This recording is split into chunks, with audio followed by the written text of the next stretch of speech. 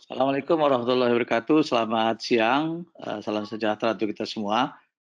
Terima kasih, Dr. Supriantoro yang telah memberikan kesempatan kita untuk, share di sini, kemudian Prof. Budi sebagai moderator dan panelis serta para, semua yang ikut hadir dalam webinar ini.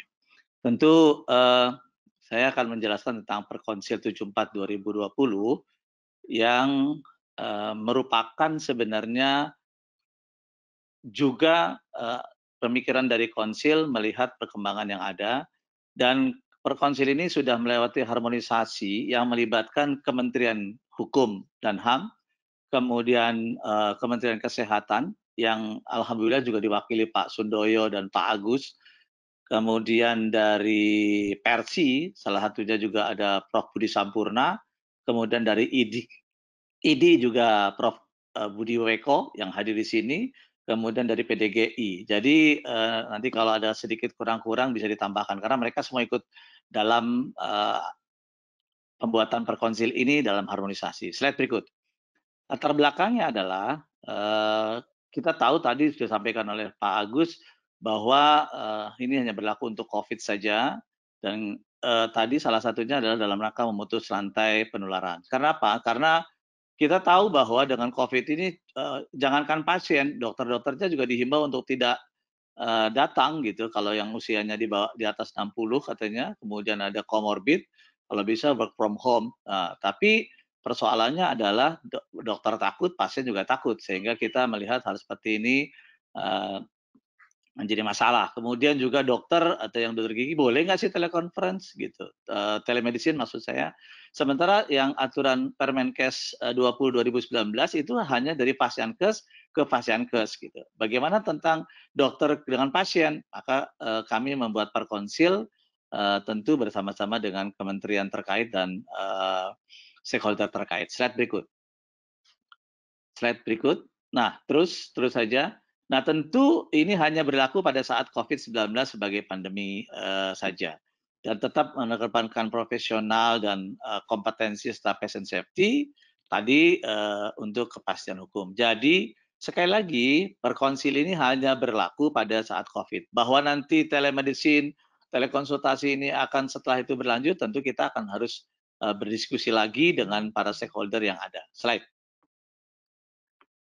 Nah, ini tentang kewenangan klinis. Kita tahu bahwa selama ini ketika awal-awal mungkin kasus-kasus pneumonia, yaitu COVID yang berat kan menjadi pneumonia, baik dengan perawatan ICU maupun tidak, itu dilakukan oleh spesialis paru, kemudian penyakit dalam konsultan, atau subspesialis anak, spesialis anestesi konsultan, kemudian spesialis lain yang KIC. Nah sekarang semakin overload atau justru tidak ada, maka ini menjadi tidak berani gitu atau takut misalnya untuk melakukan perawatan sehingga kami memperluas bahwa memberikan kewenangan klinis tambahan bahwa untuk dokter anak pun yang umum gitu, kemudian penyakit dalam yang umum boleh menangani kasus-kasus pneumonia yang berat gitu. Nah, apalagi kalau tidak ada yang konsultan atau subspesialis. Jadi kewenangan klinis tambahan ini tentu kita berikan supaya apa? Tidak ada tuntutan bahwa dianggap tidak kompeten.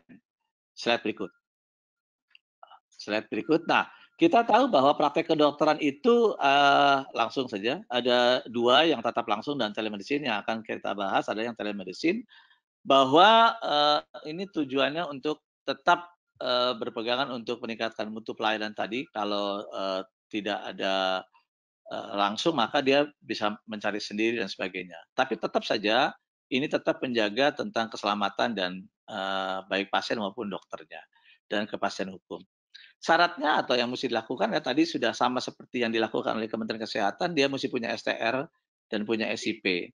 Kemudian juga tetap menjaga kerahasiaan pasien dan telekonsultasinya bisa dalam bentuk tulisan, suara atau video dan boleh memberikan diagnosis maupun tata laksana.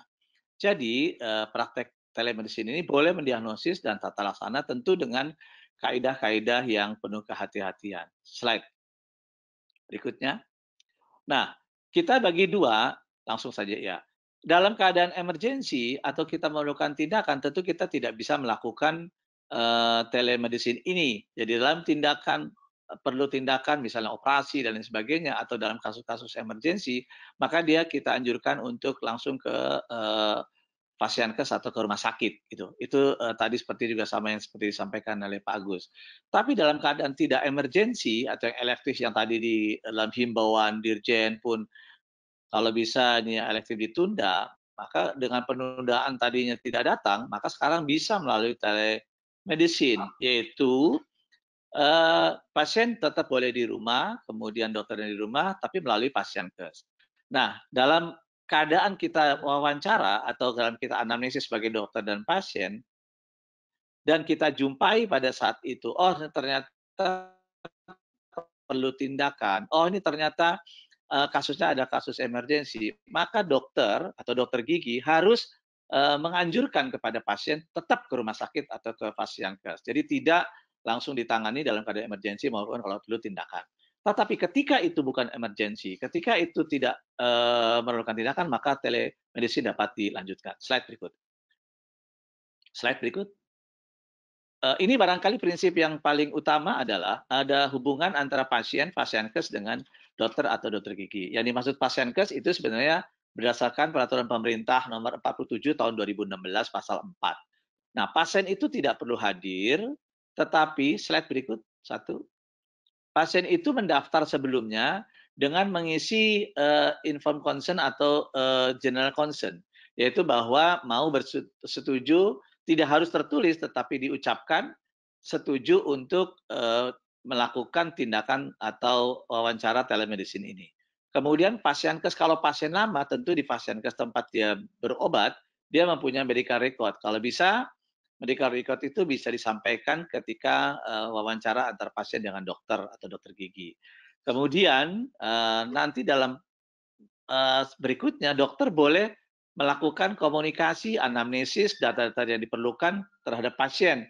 Barangkali sudah ada yang lama, mungkin punya buku medical record yang dia punya, itu bisa lakukan anamnesis oleh dokter dan atau dokter gigi. Tentu tadi saya katakan mempunyai STR dan SIP.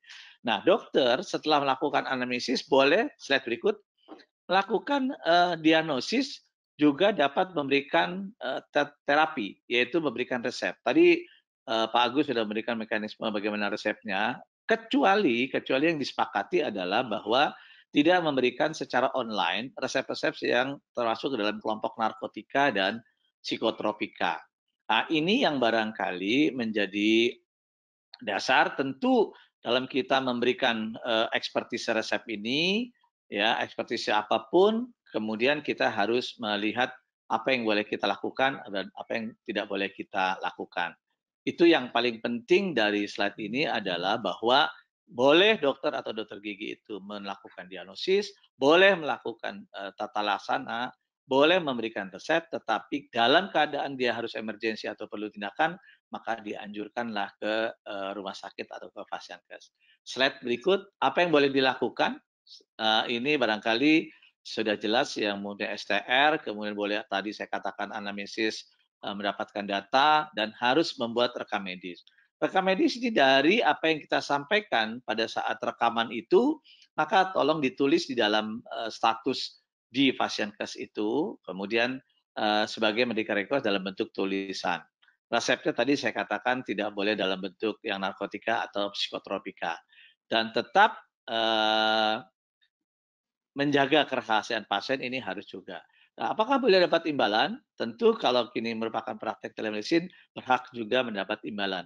Seperti dalam Permenkes 20 2019 pun berhak mendapat imbalan bagi sang dokter atau dokter giginya. Kemudian slide berikut, yang tidak boleh kita lakukan adalah misalnya tidak melalui Pasienkes tapi tidak jujur, dan ini dapat yang biasanya kita menyatakan dalam melanggar disiplin profesi kedokteran maupun ke dokter maupun dokter gigi. Misalnya menarik biaya di luar ketentuan. Nah, di sini ada satu larangan yang mungkin surat keterangan sehat, karena ini takut disalahgunakan, sehingga kalau untuk pemberian surat keterangan sehat, maka itu dianjurkan untuk datang ke Pasienkes. Sementara surat pemberian keterangan sakit dapat diberikan, tentu kita sebagai dokter maupun dokter gigi mempertimbangkan hal-hal yang memang kita memerlukan untuk memberikan surat keterangan sakit atau tidak. Tentu juga pemberian atau pemeriksaan penunjang yang tidak relevan sangat tidak dianjurkan. Barangkali itu Prof. Budi dan teman-teman semua yang bisa saya sampaikan. Alhamdulillah kurang dari 15 menit. Ucapan terima kasih, mari kita diskusikan pada siang hari ini. Terima kasih. Assalamualaikum warahmatullahi wabarakatuh.